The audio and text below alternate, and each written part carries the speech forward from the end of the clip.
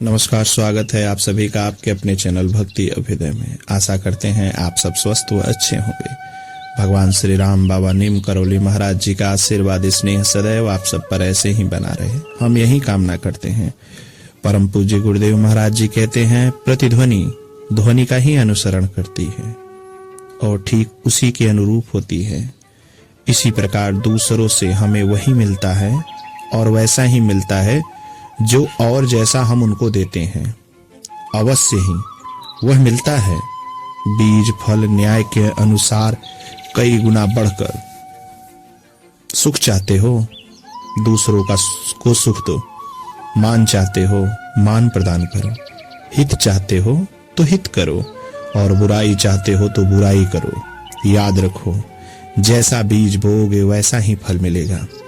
फल की न्यूनाधिकता जमीन के अनुसार होती है। हिंसा परायण लोग अपनी हिंसा के फल से स्वयं नष्ट हो जाते हैं और जो साधु स्वभाव के लोग हैं वे अपनी साधुता के परिणाम स्वरूप समस्त पापों से छूट जाते हैं। हिंसा हिंसक को ही खा जाती है और साधुता पाप की प्रचंड अग्नि से साधु को बचा लेती है। हिंसा से साधु की तुलना वैसे ही नहीं हो सकती जैसे जहर से अमृत की। साधु पुरुष जैसे अपने स्वभाव आचरणों से जगत में प्रेम, करुणा,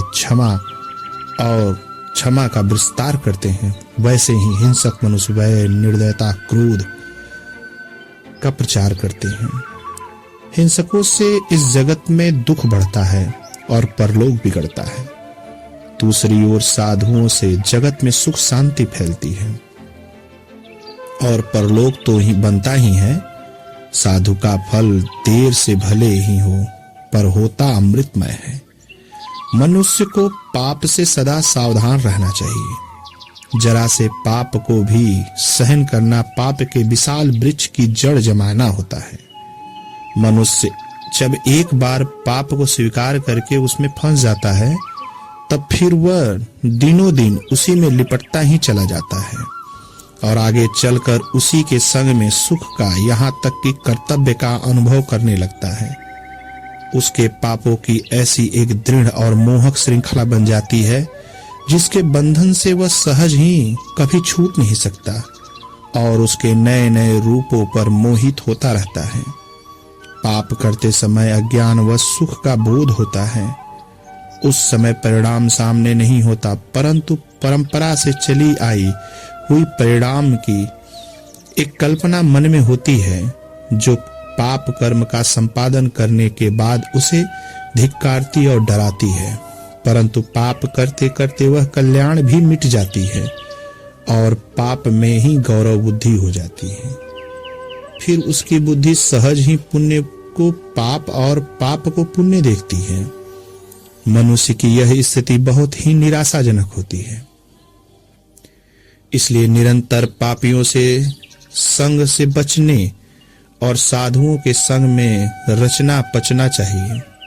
बुद्धि के विपरीत निर्णय से संभव है एक बार इसमें प्रत्यक्ष हानि दिखलाई देगी, परंतु यह निश्चय है कि पापात्माओं के संग का परिणाम दुख और साधुओं के संग का परिणाम सुख अनिवार्य है। साधु संग का महत्व समझने के बाद बनने वाला साधु संग तो इतना विलक्षण होता है कि उससे दुख बीज का सर्वथा नाश और सातत्व आध्यात्मिक सुख की सहज प्राप्ति हो जाती है। सभी भक्तों को जय सीताराम, जय बाबा नीम करौली।